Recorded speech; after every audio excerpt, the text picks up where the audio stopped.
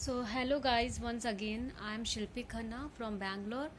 सो मैं प्रीवियस काफ़ी वीडियो डाल चुकी हूँ कि मेरी और मेरी फैमिली के लिए बहुत बड़ा एक साजिश चल रही है जो ख़त्म ही होने का नाम नहीं ले रही है। हम लखनऊ में थे कई साल से, फिर हम बैंगलोर में भी स्टे कर रहे हैं, बट यहाँ भी सेम चीज़ें हो रही हैं।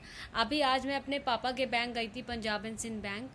सो वहाँ मुझे पता चला कि मेरी मम्मी की जो पेंशन आती थी वो सारी इन लोगों ने, पंजाब एंड सिंध बैंक वालों ने सारी जितनी भी पेंशन थी वो सब तो खा ही ली, और मेरी मम्मी के लिए जितनी भी एफडीज थी वो सारी भी ये लोग खा गए।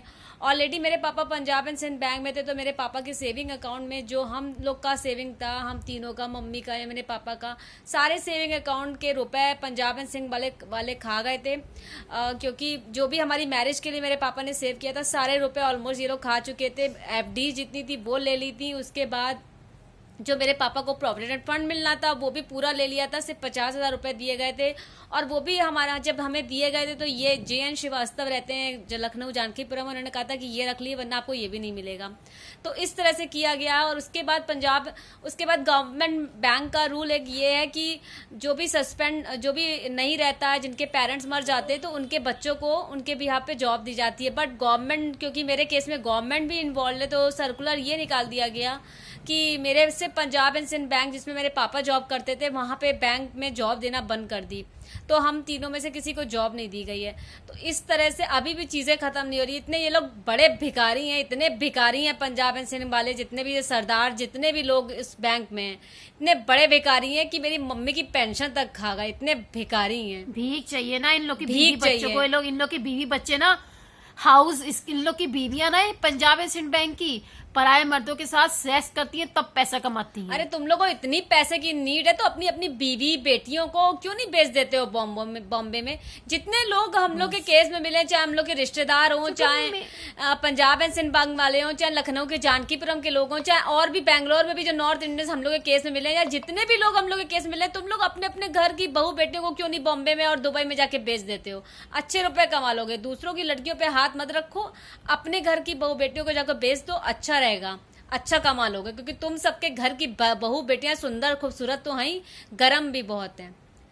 तो इतने बड़े ये लोग भिखारी हैं। मैं अपने यहाँ पर पंजाब एंड सिंध बैंक में जो पापा के एम्प्लॉई हैं उनका नाम बताती हूँ। JN श्रीवास्तव, जगत नारायण श्रीवास्तव, परमजीत सिंह, संजीव तलवार, उसके बाद पवन जैन, राजीव श्रीवास्तव, राकेश चौधरी, विनय पांडे, लक्ष्मी साहने, जगमोहन सिंह, मुजीब, सब पंजाब एंड सिंध बैंक वालों का ही किया। जुनेजा, अर्चना माखन, नरेश खन्ना, BMS बख्शी। अनपढ़ होते हैं, देहाती होते हैं।